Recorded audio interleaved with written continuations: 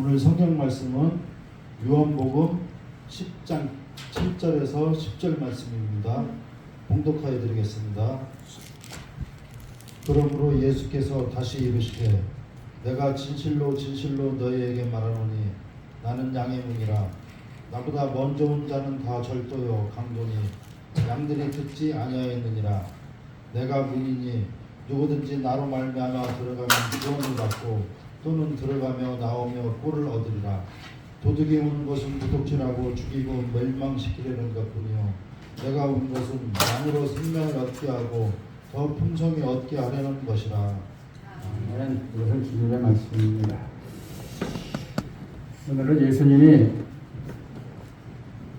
요한복음에서 7가지 나는 무엇이다 에고에이즘을 말씀하셨는데, 그 중에 보면 맨 처음에 무엇이죠? 여러분 생각나는 대로 나는 세상의 빛이다, 나는 생명의 떡이다, 나는 선한 목자다, 나는 양의 문이다, 나는 선한 목자다. 그 중에서 나는 생수라고 말씀하신 것도 있지만 우리 양의 문, 그리고 선한 목자, 그 다음에 부활이요 생명이다, 나는 길이요 진리요 생명이다, 나는 참 포도나무다. 이 7가지 말씀 중에서 세 번째 말씀 양의 문에 대해서 말하고 있습니다. 여러분, 문은 어떤 세계의 경계를 넘나드는 것입니다. 그 문이 있다는 것은 두 세계가 있다는 것이죠. 즉 우리 교회에 문이 있다는 것은 교회 밖과 교회 안, 성전 밖과 성전 안에 두 가지 세계가 있다는 것입니다.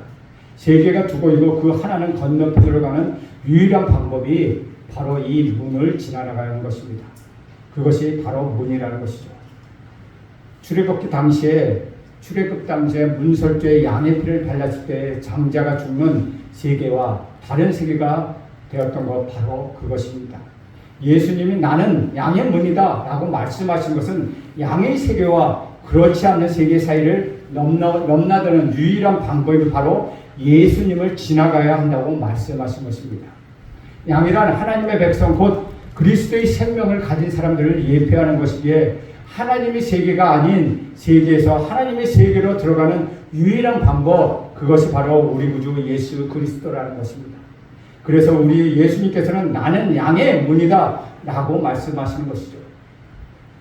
이것은 길과 빛도 마찬가지입니다. 길이라는 것 무엇입니까? 역시 다른 세계에서, 어떤 세계에서 다른 세계로 가는 과정, 그 길이 길입니다.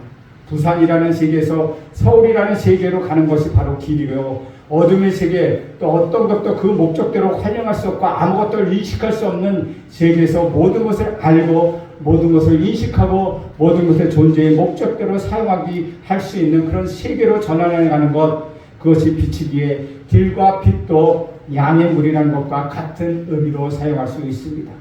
양의 문, 그것은 양의 세계로 가는 문입니다. 다시 말하면 사람이 하나님의 백성이 되는 세계, 곧 하나님의 세계로 들어가는 문이 바로 우리 예수님이라는 것이죠. 이는 우리 구주 예수 그리스도가 바로 양의 세계 그 자체이기 때문입니다. 즉 하나님의 백성이라는 정체성, 그것이 우리 주님이 보여주신 그리스도의 품성이기 때문이라는 것이죠. 그 생명을 가진 이들을 바로 양이라고 말하고 있습니다.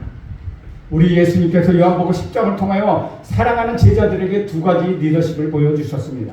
하나는 선한 목자의 리더십입니다. 우리 예수님이 친히 자신을 가르쳐 선한 목자라고 말씀하십니다.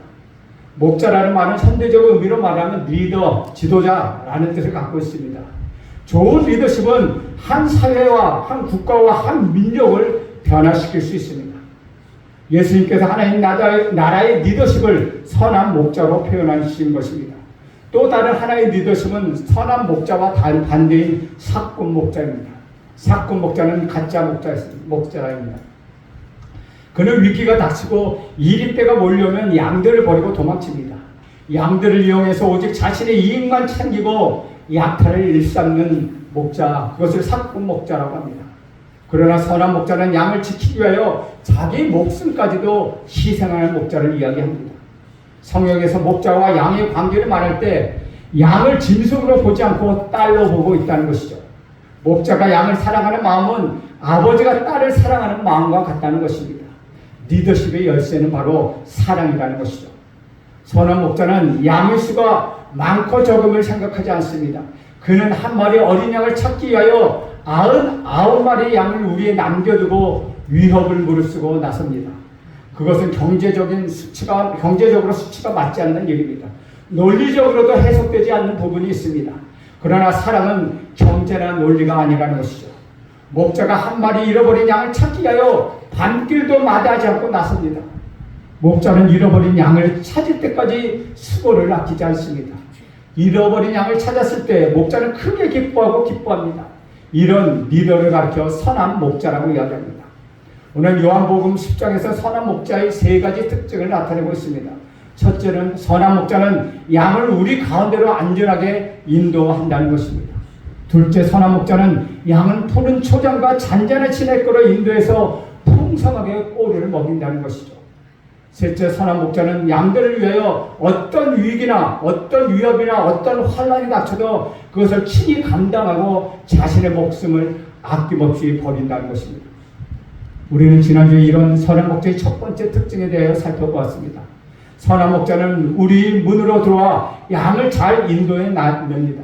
반면 사꾼 목자는 양의 우리에 담을 넘거나 양의 우리를 부수고 들어옵니다. 왜 담을 넘거나 문을 부수고 들어오는 것입니까? 그것은 양을 돌보기 위해서가 아니라 양들의 털이나 고기를 이용하려고 노력질하기 위해서라는 것이죠. 이미 우리는 진정한 목자는 양의 이름을 기억하고 그 양을 부리며 안전하게 인도해내고 또한 양들도 목자의 음성을 알아듣고 따른다는 사실을 배웠습니다. 선한 목자의 두 번째 특징은 양들을 푸른 초장으로 잔잔한 물가로 인도해 풍성하게 꼴을 먹인다는 것입니다. 우리 7절 말씀 함께 읽겠습니다. 시작. 그러므로 예수께서 다시 이르시되 내가 진실로 진실로 너희에게 말하노니 나는 양의 문이라. 7절에서 예수님이 약간 변한 어조로 말씀하신 것을 우리는 볼 수 있습니다. 1절에서 예수님은 자신을 가리켜 우리의 문으로 들어가는 목자라고 소개하였습니다. 그러나 지금 7절에서는 우리 예수님께서는 내가 양의 문이다 라고 말씀하십니다. 우리 예수님께서 사람을 진리 가운데 인도하실 뿐만 아니라 예수님이 자신이 진리 자체라고 말씀하고 계시는 것이죠. 유대인들의 목자들은 양을 한 달이나 2달이나 집을 떠나서 방목을 합니다. 상간 벽지에 있는 양에 우리는 문이 없습니다. 돌이나 가시나무로 울타리를 만든 후에 양을 그곳에 몰아놓고 목자가 그 문을 몸으로 가로막아 스스로 문이 됩니다. 나는 양의 문이라는 말씀하신 것은 예수님이 문이 되어 그 양들을 확실히 지키겠다는 약속입니다. 예수님이 양의 무리를 등을 지고 문을 딱 앞을 바라보면서 이리 때가 오든지 짐승 때가 오면 그것을 목숨을 걸고 물리치는 양의 문이라는 것이죠. 그 이리 때는 그 우리를 넘어서 들어오지 못하고 양의 문을 통해서 들어와야 되기 때문에 우리 예수님은 그 양의 문이 되셔서 스스로 그 짐승 때를 지켜낸다는 것입니다. 그래서 우리 예수님은 나는 양의 문이라고 말씀하시는 것, 예수님께서는 문이 되어서 양들을 확실히 지키겠다는 것, 우리는 그것을 볼 수 있다는 것이죠. 오늘 본문은 양의 문이신 예수님과 강도를 비교하고 있습니다. 우리 예수님께서 양의 문이 되셔서 구원의 통로의 역할을 하신다는 것이죠. 그 문으로 들어가면 영원한 생명과 영원한 평화를 누릴 수 있다는 것입니다. 그러나 강도들이 오는 것은 양을 위한 것이 아니라 양을 잡아서 강도들의 유익을 얻고자 그는 그 양의 무리에 침범하는 것입니다. 사탄은 세상을 통하여 우리를 유혹합니다. 그들은 우리에게 세상을 줄 수 있는 모든 것을 우리가 세상에서 원하는 것을 아낌없이 주겠다고 말하면서 우리를 유혹합니다. 그런데도 믿는 자를 사탄을 따르지 않고 예수님을 따르는 이유는 믿는 자들은 예수님의 양이기 때문이라는 것이죠. 양은 목자의 음성을 알아듣기 때문에 목자를 쫓아간다는 것입니다. 이 얼마나 큰 은혜입니까? 양에 대한 관심이 많은 한 여행자가 양을 치는 목장을 찾아갔습니다. 그는 안내자의 도움을 받아 함께 목자를 만났습니다.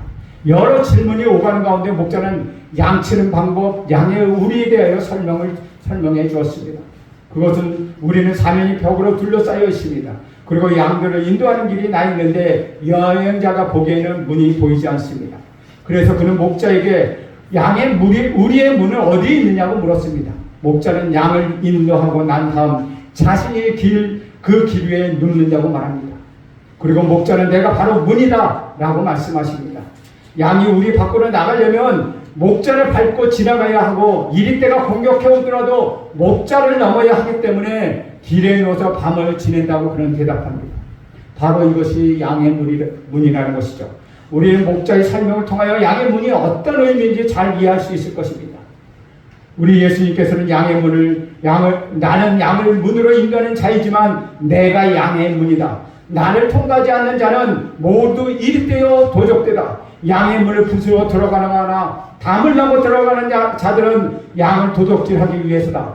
나를 통하지 않고 우리 안으로 들어갈 수 없다 라고 말씀하고 계시다는 것입니다. 8절 말씀도 우리 함께 보겠습니다.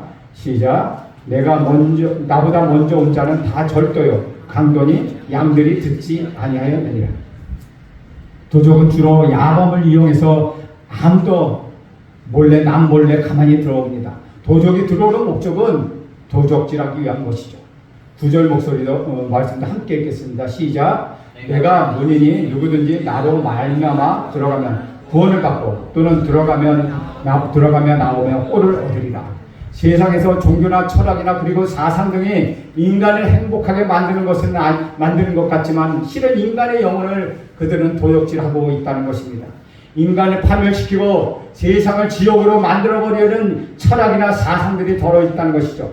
많은 사람들은 잘못된 철학이나 사상이 마치 악편처럼 좋아하고 추종하고 있다는 것입니다. 예수님께서 요한복음 14장 6절에 이렇게 말씀하고 있습니다. 예수께서 이르시되 내가 곧 길이요 진리요 생명이니 나로 말미암지 않고는 아버지께로 올 자가 없느니라. 우리 예수님께서 내가 길 중에 하나이다 라고 말씀하시지 않습니다. 내가 유일한 길이다 라고 말씀하고 있는 것입니다. 우리가 천국으로 가는 유일한 길은 오직 우리 구주 예수 그리스도 그 한 분이시라는 것입니다. 예수님은 수많은 진리 중에 하나가 아니라 예수님 자신이 영원한 진리라고 말씀하시는 것입니다. 예수님은 수많은 생명체 중에 하나가 아니라 예수님 자신이 영원하신 생명이십니다. 요한복음 11장 25절에는 나는 부활이요 생명이라고 말씀하신 것도 바로 이런 이유 때문이라는 것이죠. 예수님은 요한복음을 통하여 자신에 대하여 확실하게 설명해 주십니다. 예수님은 나는 세상의 빛이다. 나는 세상의 소금이다. 하늘에서 내려온 생명의 떡이다. 목마른 자들에게 영원히 목마르지 않게 하는 생수다. 나는 참 포도나무다 등 여러 가지 표현을 사용하고 계시다는 것입니다. 우리 예수님은 바로 이런 표현들을 즐겨 사용하고 계시다는 것이죠. 예수를 믿는 사람이라면 사도행전 4장 12절 말씀을 처음에는 부담스럽게 느끼다가도 나중에는 그 말씀을 외우게 되고 아멘이라고 말하게 됩니다. 우리 PPT 조금 넘겨보세요. 사도행전 4장 12절. 예, 함께 읽겠습니다. 시작. 다른 이로서는 구원을 받을 수 없나니 천하 사람 중에 구원받을 만한 다른 이름을 우리에게 주신 일이 없습니다. 성경에서 우리 하나님께서 구원을 베푸시기 위하여 다른 이름을 주신 일이 없다고 말씀하십니다. 우리에게 주신 이름 오직 한 사람, 그 이름은 우리 구주 예수 그리스도 뿐이라는 것이죠. 그분을 통하는 길이 천국으로 가는 유일한 방법입니다. 혹자는 불교나 유교도 좋고 착하게 살면 되지 꼭 예수 그리스도를 믿어야 하냐, 그래야 구원을 받는다고 주장하는 것은 너무나 배타적이지 않느냐, 그렇게 생각할 수도 있습니다. 그러나 여러분, 태양이 두 개일 수는 없습니다. 나를 낳아주신 어머니도 조국도 하나입니다. 가장 중요한 것은 하나이고 구원도 하나이고 우리 하나님도 오직 유일하신 하나님 한 분뿐이라는 것입니다. 예수님이 이 말씀을 하시고 다음과 같은 결론을 내리십니다. 우리 10절 말씀 함께 읽겠습니다. 본문 10절 말씀. 예, 함께 읽습니다. 시작. 도둑이 오는 것은 도둑질하고 죽이고 멸망시키려는 것뿐이요 내가 온 것은 양으로 생명을 얻게 하고 더 풍성히 얻게 하려는 것이다. 이 말씀은 요한복음의 핵심이며 기독교 신앙의 본체라고 할 수 있습니다. 도적이 오는 것을 죽이고 파멸시키기 위한 것이다. 그러나 내가 이 세상에 온 것은 양으로 더불어 생명을 얻게 하고 그 생명을 풍성하게 만드는 것이다. 이것이 예수님이 세상에 오신 목적이요 기독교의 목적이라는 것이죠. 구원의 목적은 생명을 얻고 그 생명을 더 풍성하게 하는 것이었습니다. 도적이나 사탄은 세 가지 이유로 우리에게 접근합니다. 첫째는 나의 영혼을 도둑질하기 위한 것입니다. 수많은 사람들이 우리의 영혼을 도둑질하려고 합니다. 성공, 행복이라는 이름으로 우리를 유혹하고 이단에 빠지게 하거나 잘못된 이데올로기에 집착하게 하여 마음을 상하게 만든다는 것이죠. 우리가 그릇된 가치관을 갖게 해서 우리에게 그릇된 가치관을 갖게 해서 우리의 영혼을 도둑질해가는 것입니다. 결국은 우리의 모든 것이 파멸되고 우리 육체, 영혼, 인생이 망가져 스스로 삶을 포기할 수밖에 없게 만든다는 것이죠. 죽이고 파멸시키는 시체는 바로 도적입니다. 그러나 예수님께서는 죽음을 통하여 수많은 영혼들의 생명을 주시고 거듭나게 하셨습니다. 이것이 바로 십자가의 부활이요 구원이라는 것입니다. 부활의 핵심은 바로 생명이 있다는 것입니다. 행복의 핵심은 또한 생명이 있습니다. 돈, 건강, 인기, 성공을 소유해서 행복한 것이 아니라는 것이죠. 생명을 소유해야 우리 하나님이 주시는 우리 예수님이 주시는 진정한 생명을 소유해야 우리는 진정한 행복을 느낄 수 있다는 것입니다. 그래서 기독교의 핵심은 생명입니다. 생명을 주시는 하나님, 생명의 원천이신 우리 구주 예수 그리스도, 생명의 전달자인 성령 하나님이십니다. 10절 하반절에 보면 다시 이렇게 기록하고 있죠. 생명을 얻고자 생명을 얻게 하고 더 풍성히 얻게 하려는 것이다. 이 말씀은 그리스도의 삶에 대해서 한마디로 정의하고 있다는 것이죠. 그리스도인들은 당연히 이런 삶을 살아야 한다는 것입니다. 예수님의 생명이 우리에게 있고 그 생명이 풍성하게 흘러넘쳐야 한다는 것이죠. 생명이 풍성한 삶이란 단순히 오래 사는 것을 의미하는 것은 아닙니다. 슬픔과 고통과 질병이 없는 삶, 그런 삶도 의미하지는 않습니다. 인생은 슬픔도 있고 고통도 있고 질병 등이 찾아올 수도 있습니다. 그러나 그리스도인들에게는 세상에 알지 못하는 비밀한 생명의 삶이 있다는 것입니다. 풍성한 삶이라는 것은 아름답고 의미가 깊으며 기적 같은 삶만이 아니라는 사실입니다. 여기서 풍성하다는 말은 영어의 기원을 살펴보면 파도를 일으키다는 뜻을 갖고 있습니다. 바닷가에서 끊임없이 파도가 밀려 들어왔다가 사라지곤 합니다. 파도는 변함없이 하루 종일 출렁거립니다. 즉 풍성함이란 끊임없이 출렁거리는 파도와 같이 한 번으로 끝나지 않고 계속해서 밀려왔다가 떠나가고 밀려왔다가 떠나가고 영원히 계속된다는 것입니다. 또한 풍성하다는 헬라의 원어를 조사해 보면 초과분이라는 뜻을 갖고 있습니다. 예수님이 오병이어로 5,000명을 먹이고 남은 것은 12광주를 거두었습니다. 여기에서 12광주리는 5,000명을 먹이고 남은 초과분에 해당하는 것입니다. 이미 5,000명은 배불리 먹었고 초과분이 있을 때 풍성하다는 말을 사용한다는 것이죠. 즉 풍성이라는 삶은 부족함이 없고 초과분이 없으며 100% 이상의 만족한 삶을 사는 것, 그것을 풍성한 삶이라고 이야기하고 있다는 것이죠. 우리 예수님께서는 우리에게 생명을 주셨습니다. 구원을 받고 천국에 가서 은혜를 받는데 생명을 초과분으로 우리에게 더 주셨다는 것입니다. 달리 말하면 초과분이 파도처럼 계속해서 우리에게 밀려온다는 말이 된다는 것이죠. 내가 가진 건 족한데 12광지 초과분이 파도처럼 밀려 들어오고 그렇게 해서 우리에게 새로운 생명이 계속 생겨난다는 것을 의미하고 있습니다. 사랑하는 세속교회 성도 여러분, 저는 여러분 모두가 풍성한 삶을 살기를 축원드립니다. 예수님께서 우리를 위해 풍성한 삶을 준비해 주셨습니다. 우리가 구원을 받았을 뿐 아니라 우리 삶에 매일 초과분의 은혜가 넘쳐나게 될 것입니다. 예수님께서는 내가 너에게 생명을 주겠고 그 생명이 풍성하게 될 것이라고 말씀하신다는 것이죠. 여러분이 잘 아는 시편 23편에 보면 그 초과분이 파도처럼 넘치는 삶을 노래하고 있다는 것이죠. 시편 23편 말씀을 5가지로 분석해보면 풍성한 삶의 정의를 모두 찾아낼 수 있다는 것입니다. 첫째는 부족함이 없는 삶입니다. 1절에는 여호와는 나의 목자시니 내가 부족함이 없으리라는 말씀이 있습니다. 여러분의 삶이 모자라지 않고 차고 넘치는 초과분이 파도처럼 항상 넘쳐나기를 저는 축원합니다. 오늘 죽어도 여한이 없는 삶이 되어야 한다는 것이죠. 돈과 건강과 성공이 있어야 좋은 것이 아니라 여호와가 나의 목자가 되시니 부족함이 없어서 우리는 좋은 것입니다. 양들은 모든 위험이 지나가고 안정감을 느낄 때 비로소 거기에 누워서 쉰다고 합니다. 2절에는 그가 나를 푸른 풀밭에 누시고 쉴 만한 물가로 인도하시는 도다라는 말씀에 우리 예수님께서는 우리 위험을 제거해 주시고 우리를 편안하게 쉬게 하신다는 것이죠. 23편에 나오는 두 번째 초가부는 인도함을 받는 삶입니다.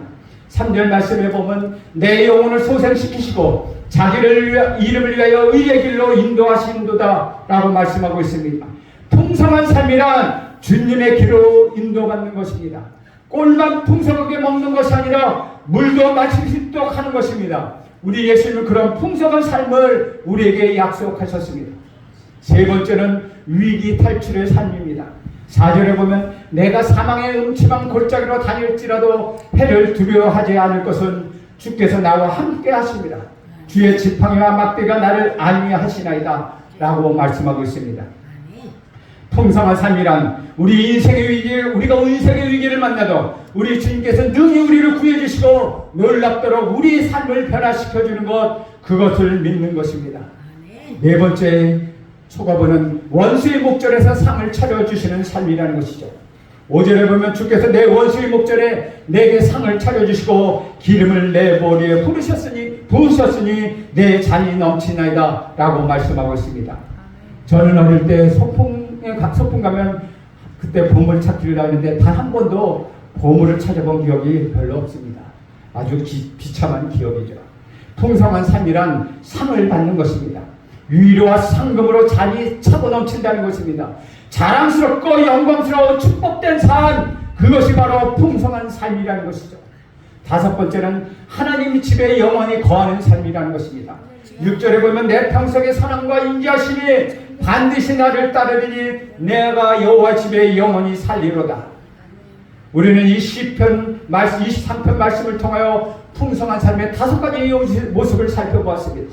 부족함이 없는 삶, 인도함을 받는 삶, 위기 탈출의 삶, 원수의 목전에 상을 차려주는 삶, 우리 하나님께 영원히 거하는 삶이 그것을 말하고 있습니다. 이 모든 사람이 여러분 자신의 것으로 저는 삼으시길 간절히 바랍니다.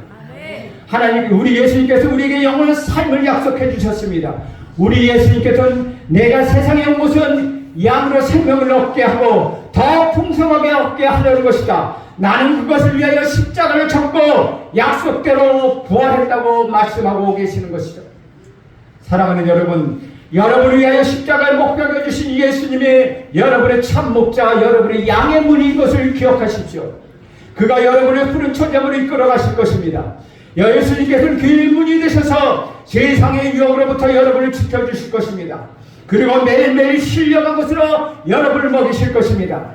또한 여러분이 세상의 유혹을 쫓아갔을 때 우리 예수님께서는 여러분의 이름을 부르십니다. 그래도 돌아오지 않는다면 우리 예수님 회차례를 들고서라도 여러분을 이끌어 가신다는 것이죠.